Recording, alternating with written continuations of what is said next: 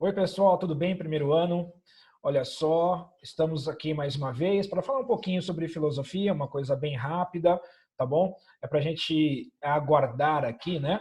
Essa volta aí do período de pandemia, período de quarentena. A gente precisa esperar isso, mas enquanto isso aí, a gente vai caminhando e vamos anotando algumas coisas, né? Que são importantes aí sobre filosofia, tudo bem? Então vamos lá, rapidinho aqui. Bom, eu vou dividir a tela com vocês para falar um pouquinho sobre o que você está vendo aí, tá? Que é da Idade Média à Idade Moderna. Aí a gente vai progredindo, né? A gente vem caminhando desde lá de trás, da mitologia, passamos pela filosofia pré-socrática, o período socrático, agora aí o período entrando na Idade Média. Tudo bem? Nesse período, entrando aí na Idade Média, o que que a gente vai perceber?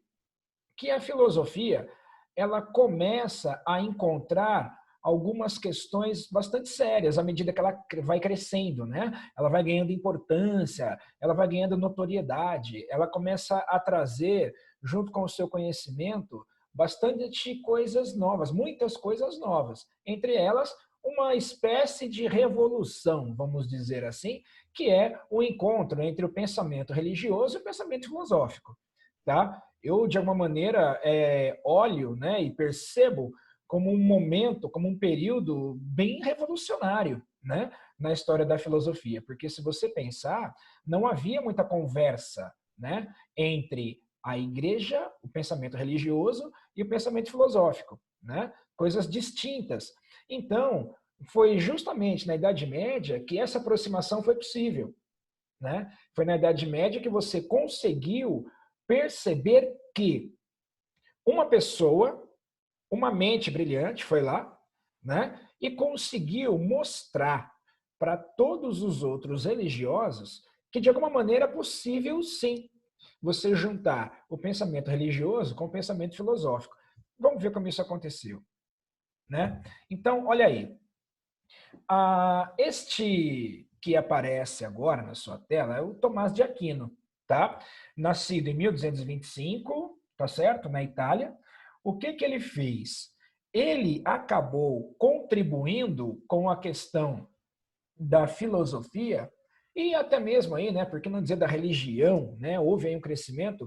Por quê? Porque ele associou as ideias da igreja, né? Ele trouxe o pensamento religioso conversando com o pensamento filosófico, tá? Então, o que que acontece? O que que nós percebemos aqui, né? Nós percebemos aí que quando essa aproximação da filosofia com o mundo oriental, né, esse intercâmbio aí com o Império Bizantino, ele vai trazendo uma evolução de pensamento, né? A filosofia ela acaba ganhando novos contornos, né? A filosofia ganha uma projeção e é inevitável que algumas situações como esta, por exemplo, acabem aparecendo por aí, né? Porque veja só, entra, né, o Tomás de Aquino trazendo uma reflexão muito importante, tá? Então dá uma olhada aqui, olha só. Esse mapa ele ajuda a gente a perceber o que que aconteceu, né? E como que tudo isso acabou influenciando o pensamento filosófico. Primeiro vamos por parte, né? Vamos por partes, entendendo o que está acontecendo aqui. Muito bem. Fazendo a leitura aí, né, a leitura do mapa, a gente vê que o quadradinho azul trata das escolas existentes, né, antes de 1200, que depois foram transformadas em universidades. Você pode ver, de acordo com a legenda aí, tá? E tem também as universidades fundadas no século XII, triângulozinho verde, né? E aí, as universidades fundadas na primeira metade do século XIV, tudo bem? Então, dá uma olhada aí que você observa uma coisa muito importante. Independente do período que foi formado, onde foi formado, por quem, existe aí um pensamento, né? Começa a se estruturar, começa a se organizar o avanço e o progresso do pensamento científico também, né? Você percebe aí quantas escolas, quantas universidades aí, junto com a igreja, né? A gente não pode deixar de falar desse aspecto, tá certo? Então, o que é que a gente precisa ver agora, pessoal? Aí, né? Uma coisa importante. Como Tomás de Aquino conciliou fé e razão em seu pensamento e convenceu a igreja de que as universidades cumpriam um papel relevante para a vida cristã? Como que Tomás de Aquino conseguiu fazer as pessoas, os religiosos, acreditarem e concordarem que a universidade tem uma função, tem um papel relevante para a vida cristã, né? Como é que ele consegue trazer isso? Porque, na verdade, era um embate, né? Tinha um confronto do pensamento filosófico com o pensamento religioso. Não havia essa busca, né, de intercâmbio, não havia essa conversa. Quem inaugurou isso foi aí Tomás de Aquino, né? E como que ele fez isso daí, né? Como essa conciliação foi feita? É possível conciliar, né? Não é possível? Como que ele fez para mostrar a compatibilidade da razão com a religião? Qual foi o caminho que ele organizou? Como que ele conseguiu comprovar isso para a igreja? Você precisa entender que não foi feito do dia para a noite, não é? Não foi uma coisa feita em 2, 3, 4, 5, 6 meses, um ano, tá certo? Teve estudo, teve pesquisa, teve reunião, teve um monte de coisa, teve um trabalho a ser feito. Nós temos uma tendência muito forte em achar que as coisas, do ponto de vista da história, elas acontecem como agora, né? Você vai lá, rapidinho, baixa o aplicativo, fast food. Não é assim. As coisas elas tinham um processo, não é? Os acontecimentos, a organização estrutural, não é, da evolução de cada pensamento, elas acabavam passando por um processo e que não é esse processo nosso não, né? Um processo de muito estudo, um processo de muita pesquisa, um processo de muitos registros para conseguir estabelecer uma ideia, não é? Para trazer aí novos conceitos que hoje a gente utiliza e é muito útil, né, para nós. Muito bem. Como que ele foi fazer isso daí? Ó, para mostrar a compatibilidade da razão com a religião, Tomás de Aquino apresentou as provas lógicas da existência de Deus. Muito bem. Como que ele faz para provar a existência de Deus? Provas lógicas da existência de Deus, tá? Então, ele parte do pensamento aristotélico. Ele parte do pensamento aristotélico, ele utiliza as teorias de Aristóteles para conseguir fazer o quê? Explicar esta possível, né, união entre razão e fé. Tá certo? Então tá aí, vamos lá. Aristóteles, não é?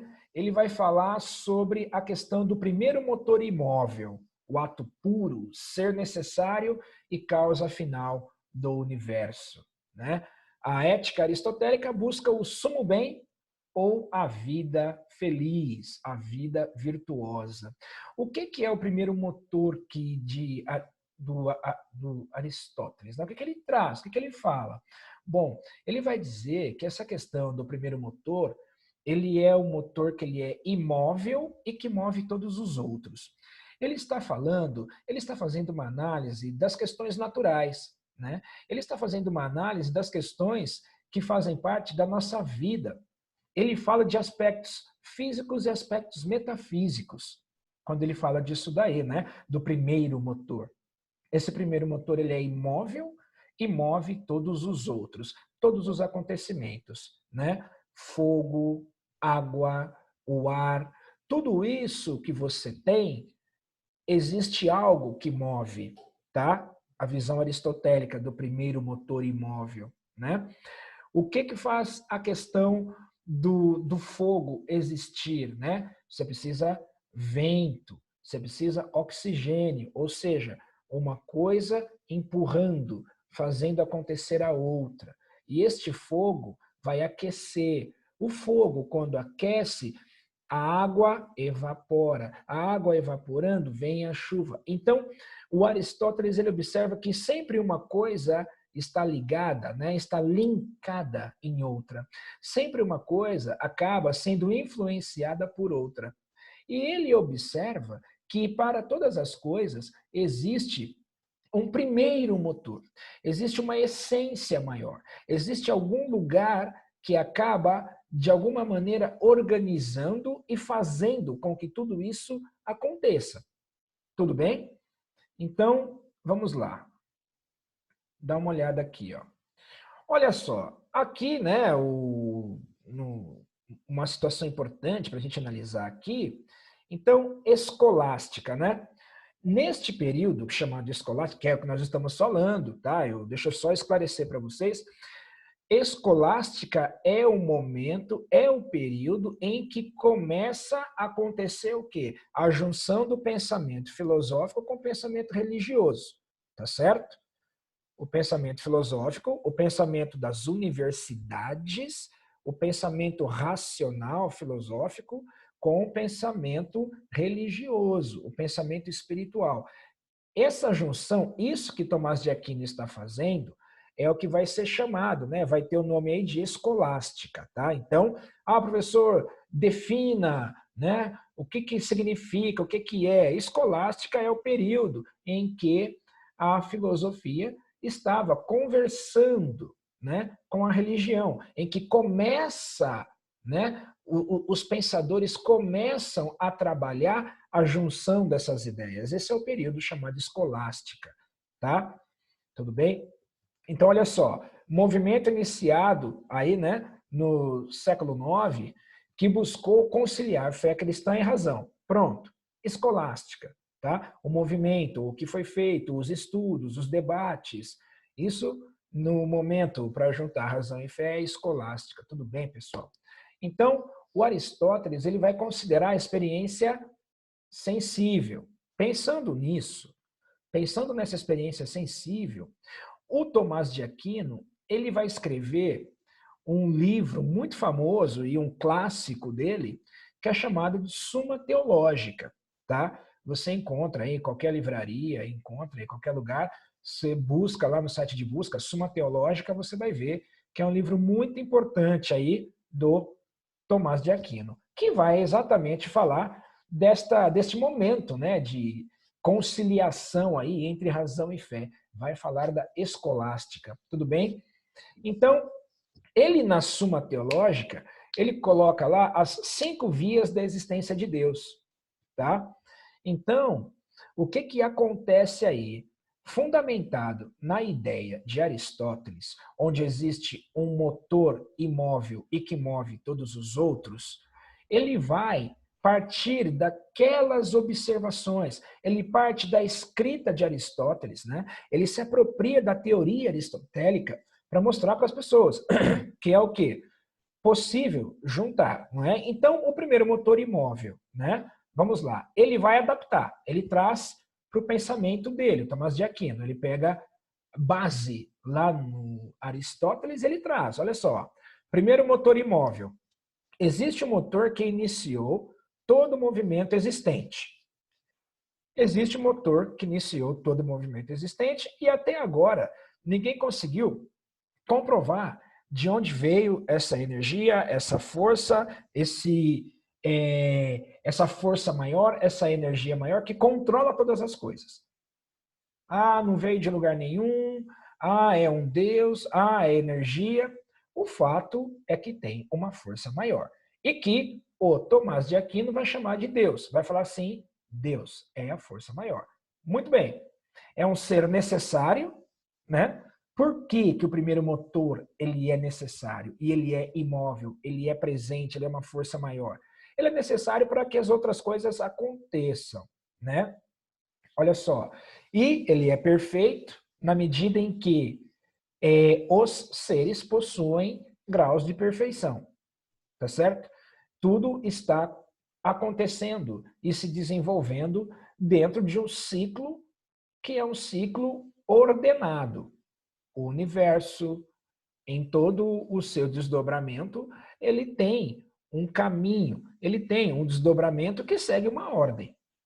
Tudo tem uma ordem, né? Uma coisa interessante é olhar o planeta Terra, por exemplo. O planeta Terra ele é mais água do que terra, só que a água não invade a Terra. Por quê? Existe uma ordem, tá certo? Existe a gravidade, existe o controle do sistema solar, tudo mais.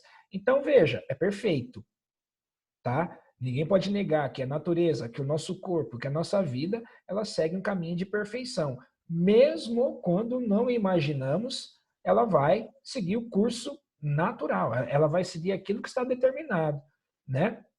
Então, tem uma inteligência ordenada, né? O universo que possui ordem perfeita. Todas as coisas no universo, todas as coisas que nós conhecemos sobre o universo, elas seguem situações de ordenamento. Não existe nada no universo que não tenha uma ordem. O universo ele é um sistema ordenado, tá? Lua, estrela, natureza, minha vida, sua vida, meu corpo, o corpo dele, as relações sociais, tudo isso tem uma lógica e segue um caminho, tá? Então, é a inteligência, né, ordenadora. E tem a causa e efeito. A todo efeito é atribuída uma causa. A todo efeito é atribuída uma causa. Então, veja que todos esses fatores, eles começam a se desdobrar a partir do primeiro motor imóvel, a partir da primeira razão da existência, né? Assim, você tem vários fatores que podem ser conjugados, analisados, mas Aristóteles ele levanta a hipótese, ele levanta o pensamento que fala sobre o primeiro motor. Ele começa a analisar e ele coloca, é uma força imóvel e que por ela move-se todas as outras coisas e nenhuma das outras coisas movem ela. Entende? Então essa conversa, ela vai para dentro da igreja. Como? Via Tomás de Aquino. O Tomás de Aquino ele organiza esse livro de forma bastante pontual, né? E ele explica cada ponto da filosofia aristotélica e como ela justifica e pode conversar com a questão aí, né, da junção de ideias. Uma coisa não vai excluir a outra jamais, de jeito nenhum, de forma nenhuma, né? É importante perceber que este debate, razão e fé, ele é algo que vai sempre trazer crescimento. Por quê? Porque você tem o que o Tomás de Aquino vai mostrar para nós. Ele vai falar aqui, ó, a partir, né, aqui o que nós vemos na tela, bem aqui, ó, aqui, né, é o diagrama da verdade revelada e da verdade como construção mental da razão natural. O que é razão natural, gente? Razão natural é o que eu, é o que você, né, o que nós pensamos, é o que aprendemos no colégio, é o que se aprende na universidade, tá? Isso é a razão natural, é o conhecimento que nós temos do mundo, é o conhecimento empírico. E empírico, lembra, é aquilo que você toca, é o que você vê, é o que você faz, é o que você pratica. Isso é empírico, tudo bem? E o que a gente pode perceber aí que o Tomás de Aquino fez, né? Assim, eu vou até desenhar, né? Vou desenhar para entender. Ele pegou e colocou aí uma, olha só, verdade que pode ser atingida pela revelação. Então, existe aí a verdade que pode ser atingida pela revelação. Qual é? Tudo aquilo que está no mundo metafísico, tudo aquilo que está para além do nosso alcance, mas está em nossa imaginação. Está além do nosso alcance, mas está em nossa imaginação. Exemplos da parte metafísica. Deus. Todo mundo sabe que existe, mas ninguém tem uma forma exata, concreta e que consiga definir. O amor não tem também um formato, mas todo mundo conhece, fala, todo mundo sente, etc. Ódio, raiva, são sentimentos reais, né? São sentimentos que de alguma maneira estão fazendo parte do nosso diálogo, do nosso cotidiano, mas é uma situação que fica em que plano? Da revelação. Né? São verdades espirituais. Você não consegue definir o tamanho, a forma, a causa desse medo, exatamente como é, o que causou, não causou. São situações espirituais, né? O que vai acontecer com esse conhecimento que a gente não sabe, né? Muitas coisas que ainda não entendemos. A razão natural não alcançou tudo. O homem, o ser humano, nós, a ciência, não conseguimos desvendar as profundezas do oceano, não conseguimos alcançar as altitudes dos céus ainda. Com tudo isso que nós temos de tecnologia, eu posso te dizer, ainda não é nada. O que precisa se descobrir sobre os céus e sobre as profundezas do mar não chegou nem em 1%. 1% de 100%. É a mesma coisa a nossa capacidade mental. O ser humano, ele tem uma capacidade mental que ele só usa até 10%, de 90%. Né? Então, veja, aí a gente tem a verdade atingida pela razão natural, ela tem um espaço, ela é limitada. Por isso ela está desenhada menor aí. Né? Por isso que o desenho dela aí é menor. Então, o conhecimento, a verdade atingida pela razão natural, ela é importante, ela é fundamental, ela faz parte da vida, ela é super bem-vinda mesmo, nós buscamos, precisamos buscar cada vez mais, mas, de alguma maneira, ela não dá conta de explicar todas as situações que estão relacionadas ao universo e à nossa vida. E essas coisas que não são explicáveis, que nós não conseguimos atingir pela razão natural, elas fazem parte aqui da verdade atingida pela revelação.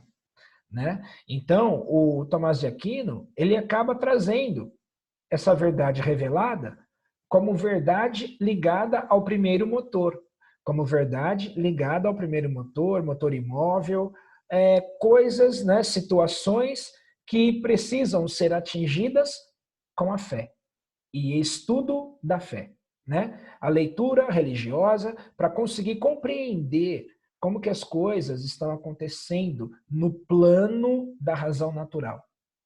Então, uma coisa acaba conversando com a outra, elas acabam contribuindo, trazendo novas perspectivas à medida que elas se encontram. Percebe? Então, pessoal, aí é o pensamento, né? É como ele organiza. Tudo bem? Falando aí, né, da escolástica, com Tomás de Aquino, ele que inaugura a possibilidade de conversa entre razão e fé. Tá certo? Então, lembra, escolástica é o período em que os estudos, não é? A conversa sobre igreja e sobre filosofia começa a acontecer. E aí, esse período ele tem como nome principal, né, o Tomás de Aquino. Como que ele faz? Ele parte do pensamento aristotélico, tá certo? Então, pessoal, vou ficando por aqui, tudo bem? E a gente vai conversando mais um pouco. Semana que vem a gente vai falar mais um pouquinho sobre a questão, né, de agora outro pensamento, né? Tem escolástica, tem a patrística, a gente vai ver isso depois.